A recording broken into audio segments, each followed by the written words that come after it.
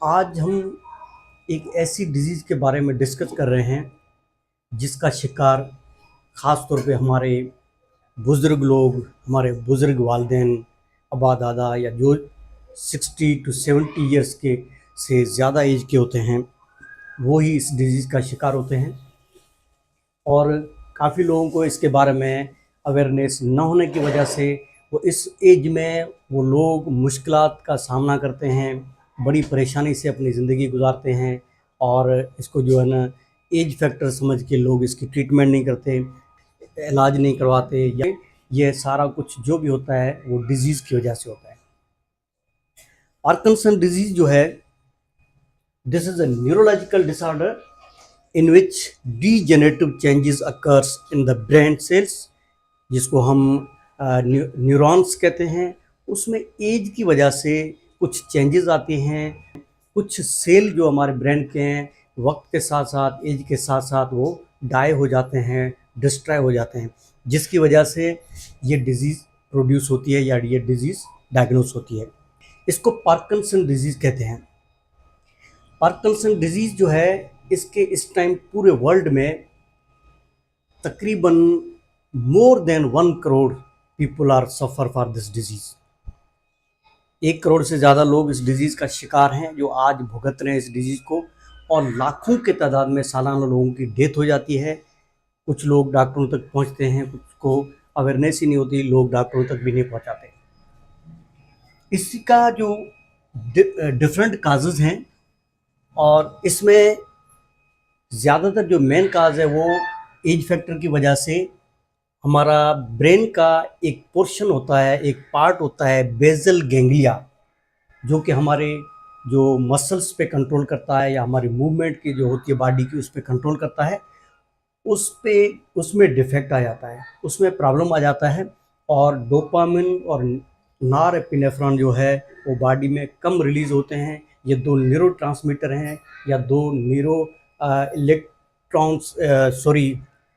Neuro chemicals हैं, जिसकी deficiency की वजह से ये डिजीज़ होती है।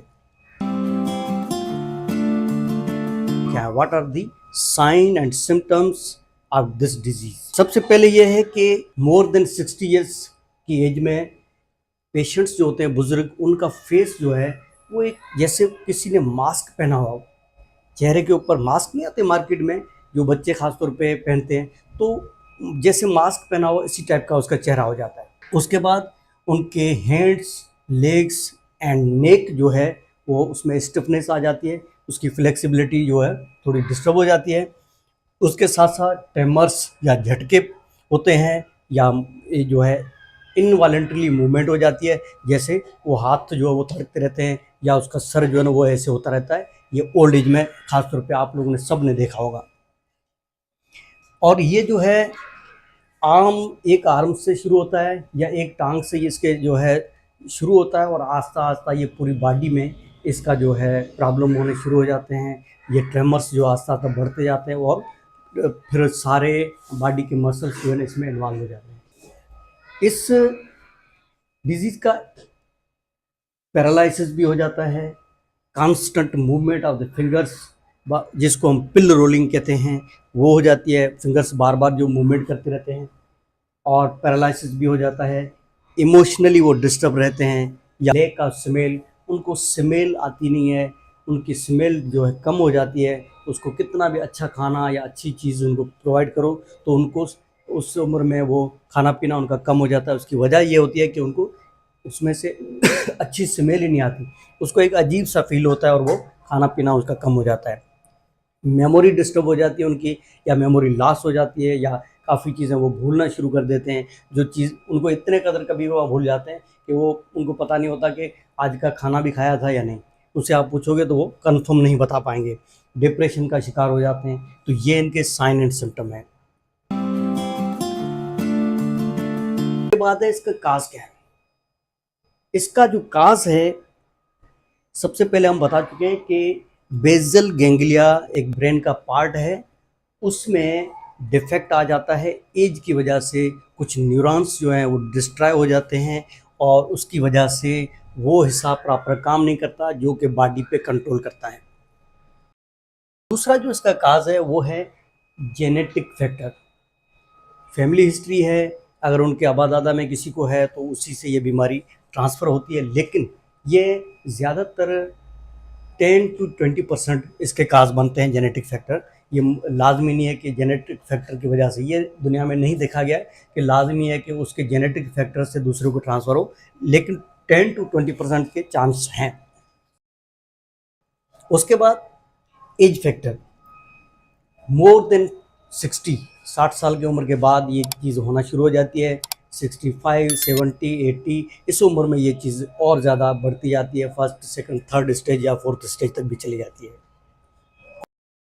और उसके बाद है पोस्ट एंसेफेलाइटिस, जो है जिन लोगों को ज़िंदगी के किस हिस्से में है, बचपन में, या जो एंसेफेलाइटिस एक इन्फ्लामेशन होती है ब्रेन की जो मेनिंजेस हैं उसकी इन्फ्लामेशन होती है, तो उसकी अगर वो ज़िंदगी में कभी हुई है तो उसके बाद लाइफ में आगे चल के ये डिजीज़ होने के चांस होते हैं।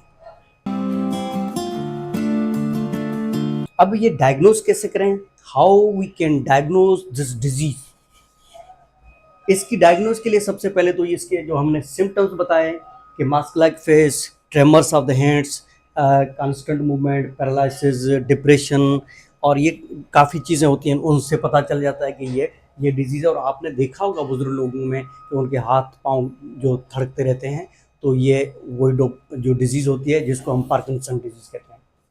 उसके अलावा सिम्टम के अलावा हम डायग्नोज कैसे करते हैं, इसकी टेस्ट कराया जाता है जिसमें सीरम डोपामिन लेवल या सीरम नॉरएपिनेफ्रिन कराया जाता है, उसकी डेफिशिएंसी आती है तो भी डायग्नोज हो जाता है। सीटी स्कैन ब्रेन कराया जाता है कि उसके बॉडी के ब्रेन के उस हिस्से को जहाँ पे ये डिस्टर्बेंस हुई है, जहाँ पे ये प्रॉब्लम आया है, तो उसका उसी से भी ये डिजीज़ डायग्नोज हो जाती है कि ये पार्किंसन डिजीज़ है। आता है कि इसकी ट्रीटमेंट क्या है। इसकी कोई स्पेसिफिक ट्रीटमेंट नहीं है, लेकिन कहते ये हैं कि जब इसकी ट्रीटमेंट मार्केट में नहीं थी, दुनिया में अवेलेबल नहीं थी, तो लोग पार्किंसन डिजीज़ होने के बाद 5 से 6 साल में डेथ हो जाती थी। इसकी डिजीज़ के वजह से लोग सर्वाइव लॉन्ग टर्म नहीं कर पाते थे, लेकिन इसकी जब ट्रीटमेंट आई है तो ट्रीटमेंट इसकी क्यूरेबल नहीं है। ये जैसे हमारे इन्फेक्शियस डिजीज़ होते हैं ना, हमने ट्रीटमेंट दी ठीक हो गई, ऐसे नहीं है, लेकिन ये जो है कंट्रोल है इसका, जैसे डायबिटिक का कंट्रोल है, जैसे हाइपरटेंशन का कंट्रोल है, ऐसे इस डिजीज़ का भी कंट्रोल है। उसकी अगर ड्रग लेते रहें आप, प्रॉपर उनकी मेडिसिन चलती रहे, तो ये लोग 100 साल की ज़िंदगी जीते हैं, इसमें कोई शक नहीं। लेकिन पहले इसकी ड्रग नहीं थी मार्केट में, तब लोग जो है 5 से 6 साल के अंदर उनकी डेथ हो जाती थी। जो ड्रग्स हैं उसमें एंटी पार्किंसन ड्रग्स हैं, जिसमें लोवाडोपा हैं, और इसके अलावा बेंजाइल हाइड्रोक्लोराइड है, और बेनाड्रिल या एंटीहिस्टामिन भी देते हैं, साइनामिड टेबलेट भी आती है, फिजियोथेरापी है, एंटी डिप्रेसिव ड्रग्स हैं, और इन चीज़ों से, और इमोशनली उसको बेहतर करना, उसकी डाइट अच्छी रखना, घर में उसको खुश रखना, इन चीज़ों से ये डिज़ीज़ कंट्रोल हो जाती है। इसमें एक सर्जरी भी की जाती है जिसको डीबीएस कहते हैं। डीबीएस का मतलब है deep brain stimulation. Deep brain stimulation में एक सर्जरी होती है जिसमें बॉडी के किसी स्किन के हिस्से में, स्किन के अंदर पेसमेकर लगाया जाता है, और उसके इलेक्ट्रोड जो है वो ब्रेन के अंदर छोड़ा जाता है, जो कि ब्रेन को इम्पल्सेस जनरेट करता है, और इसी वजह से वो इस चीज़ पे कंट्रोल किया जाता है, और वो बॉडी उसकी मूवमेंट जो है, उसकी इनवॉलंटरी मूवमेंट जो है वो उनकी कंट्रोल में आ जाती है। अब ये है कि अगर किसी की ज़िंदगी में, उसके फैमिली में ये डिज़ीज़ है या किसी को नहीं भी है, तो लोग परेशान होते हैं कि आगे चल के हो सकता है कि हमारे साथ भी ऐसा हो। तो इसके बचने के, इसकी प्रिवेंशन क्या है, इससे कैसे बचें। इसकी प्रिवेंशन के लिए बेहतरीन जो है वो है एक्सरसाइज। आप ज़िंदगी में मेहनत मशक्क़त का काम करते हैं तो आपको ये डिज़ीज़ नहीं होगी। आपकी अगर नहीं तो आप डेली एक्सरसाइज करें, अपनी रूटीन लाइफ में थोड़ा सा टाइम निकाल के आप मॉर्निंग या इवनिंग आवर्स में एक्सरसाइज करेंगे तो ये डिज़ीज़ आपको नहीं होगी।